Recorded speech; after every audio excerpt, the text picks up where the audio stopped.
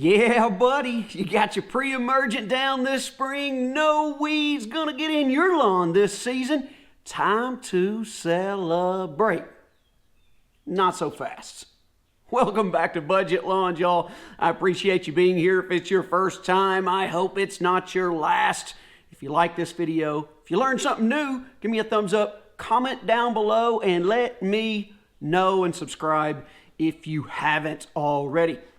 All across YouTube in the spring, you hear about pre-emergents, when to get them down, what they do, what they are. You should use one too. If you don't know what a pre-emergent is, it's a product you put on your lawn to prevent weeds from coming up. It creates a barrier in the soil to where those weed seeds underground can't germinate and pop up in your lawn. Sounds great, right? It actually kind of is. I used to be totally against pre-emergents, but once I finally started using it, I have not stopped since. But there's one major problem we're going to talk about today with the pre-emergent that you might not even know about. In last week's video, which I will leave linked down below, we talked about reasons why your Bermuda grass lawn might not be greening up that fast in the spring like you thought it would after you scalped. And one of those reasons was something towards the middle to latter part of the video, if you didn't stick around that long, called spring dead spot. Now, I go into a little more detail in that video if you want to figure out more about what that is. But in short, spring dead spot is a disease that predominantly affects highly manicured Bermuda lawns. It does its damage to the grass in the fall, and then hard winter weather like ice storms, snowstorms, hard freezes, damages that weakened grass even further. And then when the lawn comes out of dormancy in the spring, everywhere around those spots greens up, but you end up with these circular or irregular shaped brown patches that just don't come out of dormancy. And that is spring dead spot. I dealt with it really bad at my old house on a north facing side where it didn't get much sun in the wintertime, lots of winter weather, and I was left with big dead spots of winter kill coming out of spring every single season. So naturally I was like, what can I do to prevent this from happening? I wasn't applying too much fertilizer, nitrogen fertilizer in the fall, which can help lead to more severe cases of it. I was doing all the right cultural practices, but unfortunately, spring dead spot's one of those diseases that is just something, if you've got a Bermuda lawn, you're likely to deal with. There aren't a lot of homeowner fungicides that will prevent it or cure it. Okay, so many times you're going to have to wait for those dead patches to just fill in from around the surrounding areas. The stolons from the green grass will creep in over those dead patches like Bermuda does, and it will fill them back in as the season goes on. Now, that's a long-winded way, sure, to get around to what we're talking about today when it comes to the one major problem with pre-emergents. If you use a pre-emergent on your lawn and you end up with spring dead spot, a pre-emergent will have a negative impact on that filling in process.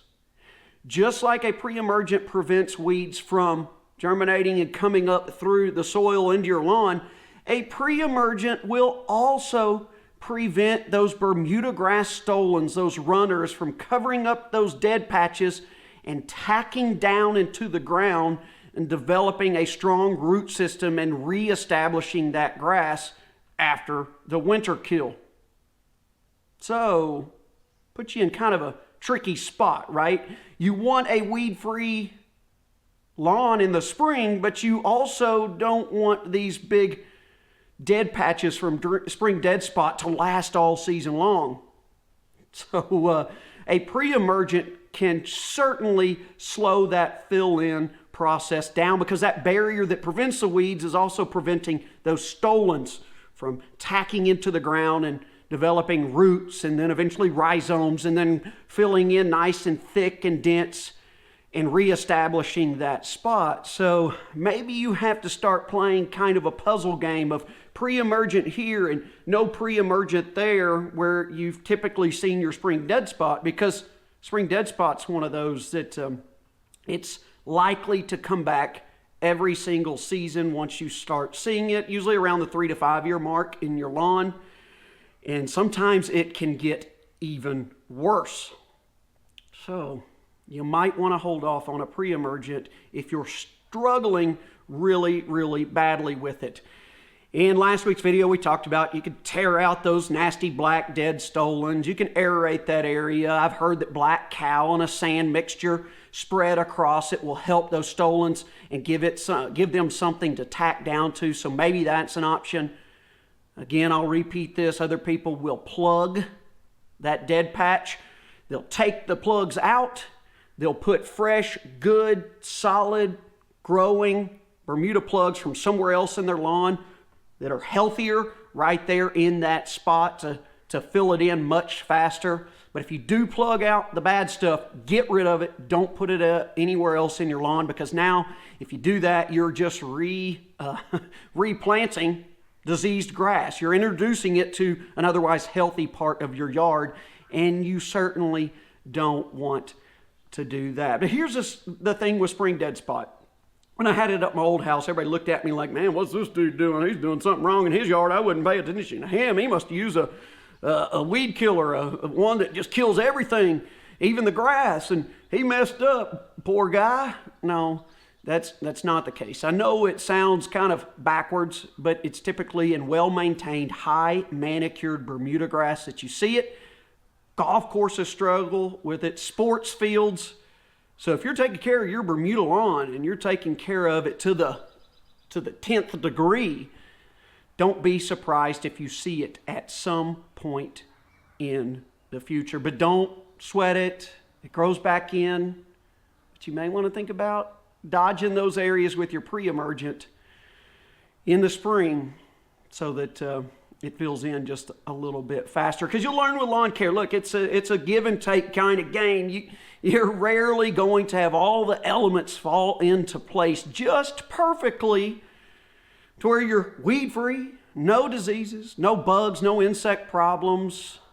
You're going to have to just roll with the punches and try to juggle all these things at one time. Sometimes you'll win, sometimes you'll lose. More times than not, if you just mow, fertilize, water, and take care of some weeds, you will succeed. Stick with the basics and roll with the punches, and I promise you, you'll have much more fun in the lawn.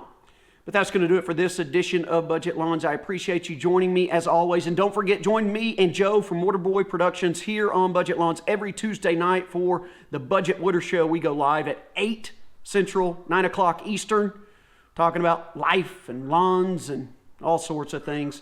We hope you'll join us for the chat sometime. But until then, we'll see you soon. Take care.